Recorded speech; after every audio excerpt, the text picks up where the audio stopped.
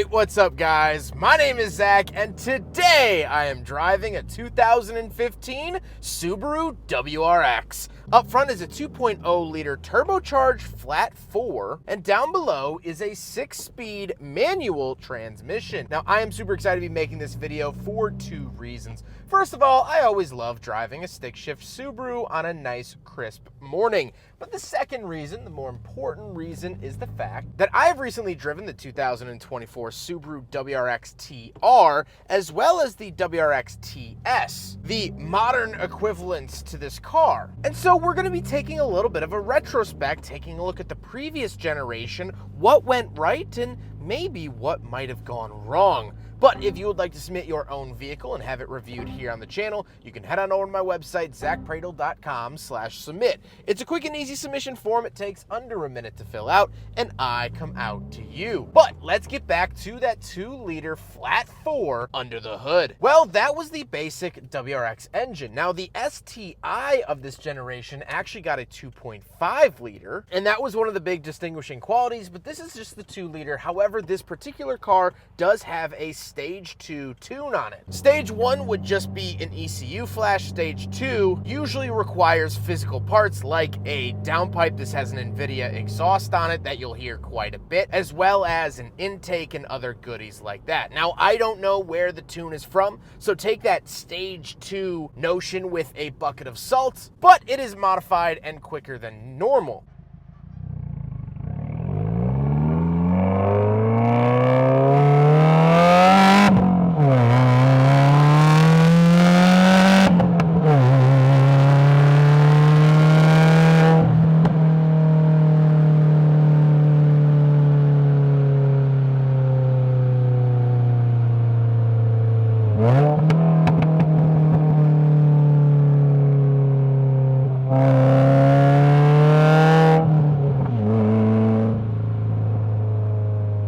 I really like the flat 4 engines. I think that it gives these cars a lot of personality. They drive a little bit differently than the competition, and they keep the car weird, which will be a final talking point towards the end of the video. Like I said, paired to it is a 6-speed manual transmission, and it is fantastic. It's really notchy into gear. The clutch is decently friendly, not too daunting. And in terms of a modern manual, it's one of the best. Last but not least, of course, the Subaru WRX is all-wheel drive. All of them were all-wheel drive with Subaru's symmetrical all-wheel drive system, which is not only fantastic, but somewhat of a rarity, especially back in the 2010s when it came to performance fun manual cars. You didn't always get all-wheel drive, but you always did with the WRX. How does it feel to drive the Subaru WRX? It's wonderful. The sound really helps out with that NVIDIA exhaust, so if you have one, I do recommend it because it just adds a little bit more of a full experience. I like the way it shifts. I like the way that it builds boost. It has sort of a cartoonish boost where it's nothing, something, and I like that a lot, although it is less efficient for sure, but it's fun. It's just fun to drive. This car is a lot more fun than the current generation WRX, so that's certainly a feather in its cap for this particular car. Visibility is fine. Ride quality is harsh, but all Subarus, especially WRXs, have pretty harsh rides, so nothing out of the ordinary there.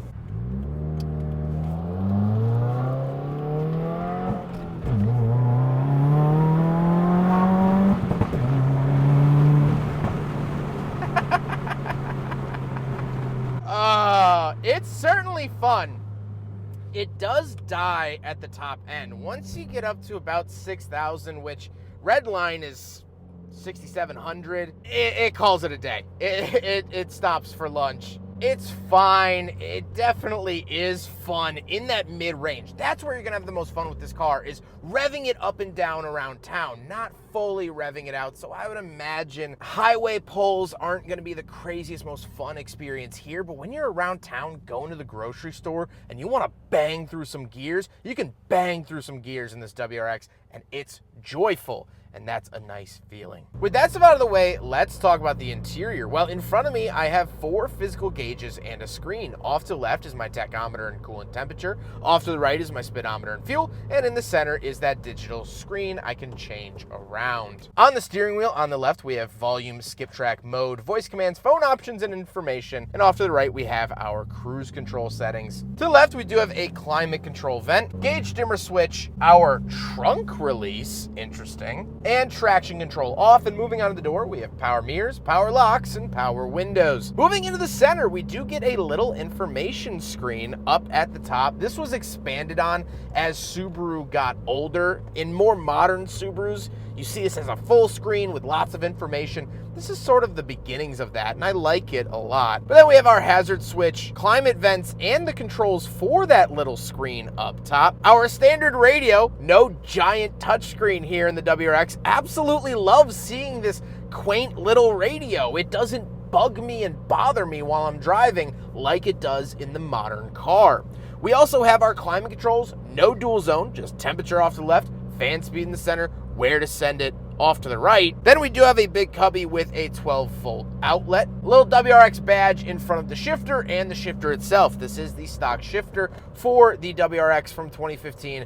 I like it. It's very presentable. Doesn't feel economy like some other vehicles on the market do. Actually feels like they put at least a little bit of thought into the shift knob. Cubby and cup holders, so we will do a big friggin' bottle test here in the Subaru WRX. And unfortunately it fails. I could have told you that it did many years ago, but alas, here in 2015, it's still a fail.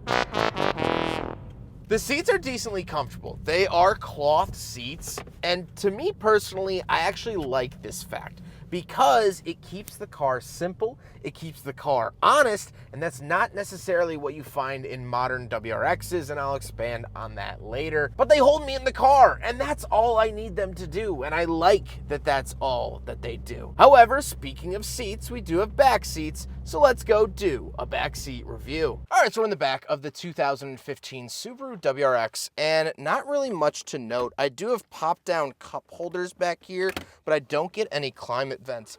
Headroom is good. Knee room is pretty good, actually. This is my driving position, and I'm 5'11" and not a small guy, so I actually fit back here pretty well. I don't get any center console. However, I kind of think that that's a good thing. That really harkens back to the original WRX because it was kind of a budget car with a big hot engine.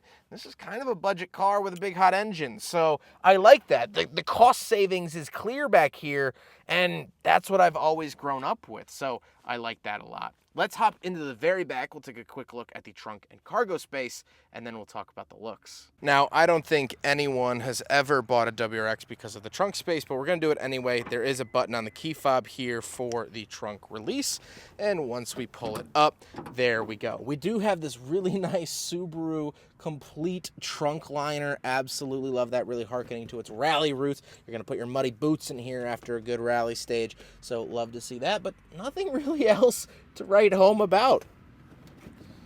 We can pull this up. We do have some extra storage down there, but that's pretty much it. That is the trunk of a 2015 Subaru WRX. Now we gotta talk about the looks, and I really like this generation of WRX in terms of looks. Not only did I grow up with this WRX or around this WRX, I had tons of friends in high school that had this generation, so it's always going to have some type of nostalgia for me. But also, I think it's supple. I think it's angry enough, but not trying to absolutely murder me, if that makes sense. I don't know. I think it gets the job done in a very good way, and you don't have people complaining about the over fenders like you do in the modern car. With all of that being said, let's get on to my final thoughts. What do I think driving this 2015 Subaru WRX, especially now after driving the more modern WRX? This car is great. It is fantastic. It is wonderful. And I don't want to sound like that old guy and always say that, oh, older cars are better. Modern cars are a lot safer. They're a lot more efficient. They're a lot greener. They have better technology. I like new cars. New cars are great. But this had something special. This kind of had that X factor that I've always said is missing from the modern WRX. It builds boost in a very different way. It has a smaller engine, so it has to work harder, but that's good in this scenario. It's not good in the SUVs that are given 4-cylinder turbos. Those are overworked with no satisfaction. This, it works hard, but it plays hard, and you feel that through your right and left foot. You feel it in your tuchus, and you feel it in your right and left hand. There's reward to be driving this car, where the new WRX, it just feels like you're driving a decently good-looking stick-shift Excel spreadsheet. And sure, some people find extreme joy in adding another cell or using one of their cool backhanded methods on how to add up different spreadsheets and all the little plugins you can do. There are people that love that, but I'm not someone like that. I don't like putting the numbers on a page. I like experiencing and feeling the numbers. I like having that conversation with a car and going, ooh, okay, it's a little dicey. It's not happy with me. It loves me. Or, oh, it's being a bit cheeky here today. I like feeling those sensations. And with the new WRX, you don't get that. Now, to be fair, this car is modified. It has a stage 2 tune. It has a louder exhaust. And so it helps sort of egg on those emotions a little bit more. But I've driven stock versions of this car, and I've driven